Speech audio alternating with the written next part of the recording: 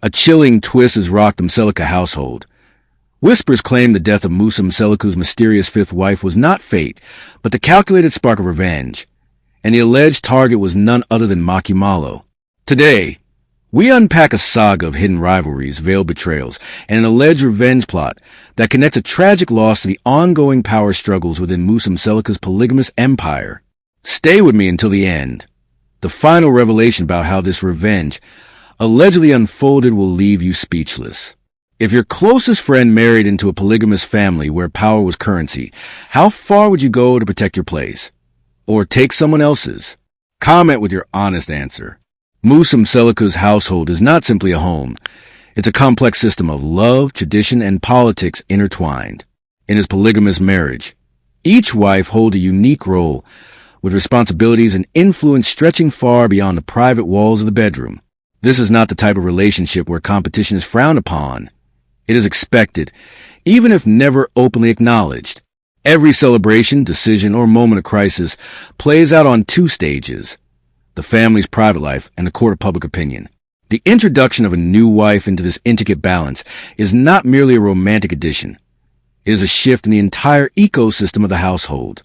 Unlike Musa's other wives, the fifth wife was a quiet mystery to the public. While viewers of Athondo Nestembu became familiar with the personalities, quirks, and ambitions of the other wives, she remained largely out of the spotlight. Few photographs, fewer interviews, and almost no public appearances meant that most people could not even picture her face without effort. Those close to the family suggest that her preference for privacy was deliberate, allowing her to move unseen in family matters where publicity could be dangerous. This secrecy, however, bred speculation, and speculation in such a high-profile family can be a dangerous thing. Among the four public wives, MaKhumalo occupies a space of both admiration and envy. She is regarded by many viewers as a voice of reason in the household, the one who chooses her words carefully and avoids public feuds. But insiders know that in a polygamous setting, grace can often be a weapon in itself, a way to build influence without appearing to seek it.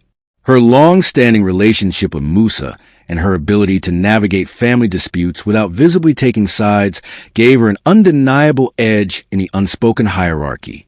That quiet strength is precisely what made her both respected and feared. The news broke abruptly. Musa Mseleku's fifth wife had passed away. The announcement was brief and devoid of detail, leaving family members and the public alike scrambling for answers. In an age where information travels instantly, the absence of specifics only fuels speculation. How could someone so young, so recently welcomed into the family, be gone so suddenly? Some mourners whispered of illness, others of misfortune. But beneath it all, a darker theory began to circulate, one that suggested her death was neither natural nor accidental. It was the kind of rumor that could fracture relationships beyond repair. To an outsider, Musa's wives often appear united, sharing cultural responsibilities and supporting one another in public ceremonies. But those who understand the inner workings of polygamy know that relationships between wives are layered with both cooperation and competition. Quiet alliances form around shared interests, and rivalries emerge when influence, attention, or resources are unevenly distributed. The fifth wife's place in this web was complicated. Some say she was building bridges, others that she was sharpening divides. Her relationship with MaKhumalo, in particular, was never fully understood, yet it seemed central to understanding the tension that followed her death. In the days after the funeral, muted conversations began to give shape to a chilling possibility that the fifth wife's passing was not the work of fate, but the outcome of deliberate revenge. The idea did not appear overnight. It was a culmination of months, perhaps years, of subtle tension within the household. Allegedly, an earlier disagreement had planted seeds of bitterness that were never resolved. The theory gained traction not because of solid evidence, but because it fit neatly into the long-standing narrative of competition among the wives. And once such a story finds fertile ground, it spreads quickly. Publicly, Musa Mseleku did what many expected. He maintained composure, spoke respectfully of his late wife, and called for privacy. But away from cameras, insiders claim that Musa was wrestling with a torrent of emotions: grief, anger, and suspicion. Some allege that he was quietly probing his inner circle for signs of betrayal, searching for the unseen hand behind the tragedy. Others believe he was torn between defending the unity of his household and pursuing the truth, whatever it might reveal. In either case, his calm exterior masked a storm brewing just beneath the surface. In Zulu culture, the death of a wife carries deep spiritual implications.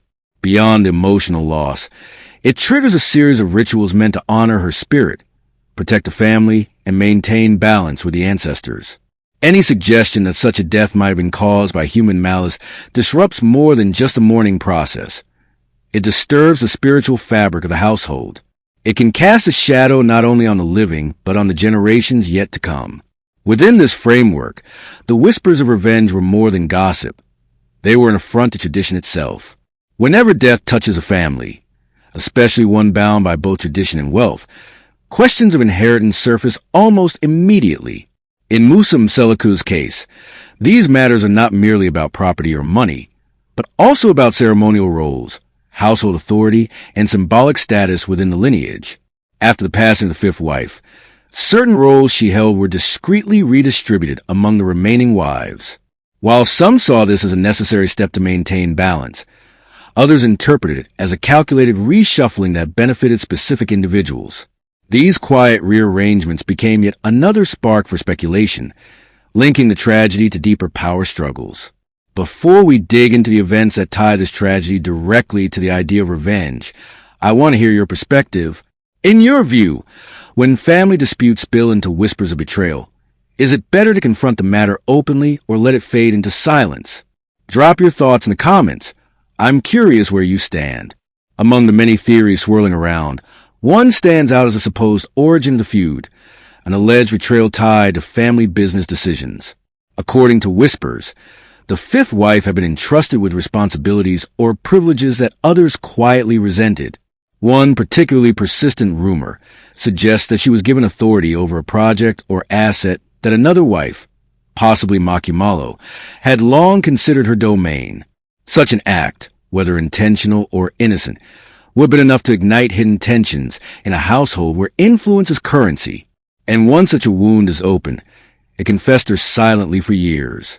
Though she has cultivated a public image as a calm and understanding wife, MaKhumalo has a reputation in private circles for strategic thinking. She is not known for open confrontation. The story of Musa Mseleku's fifth wife's untimely death remains shrouded in shadows, a blend of grief, tradition, suspicion, and the unrelenting power of rumor. What began as a private family tragedy has evolved into a public puzzle, one where every glance, every rearranged duty, and every whispered word have been magnified under the lens of speculation. For MaKhumalo, the allegations of revenge have become a cloud that follows her, whether deserved or entirely fabricated by the machinery of gossip. In the world of polygamy, where the balance between love, respect, and influence is already precarious, such an event can reshape the very foundation of a household. And when grief collides with rivalry, when silence meets suspicion, the truth becomes harder to find than ever. Perhaps only those behind the closed doors of the Mseleku home will ever know what truly happened. But for the rest of us, the tale remains a cautionary reminder of how quickly loyalty can turn to accusation, and how a single loss can echo far beyond the grave.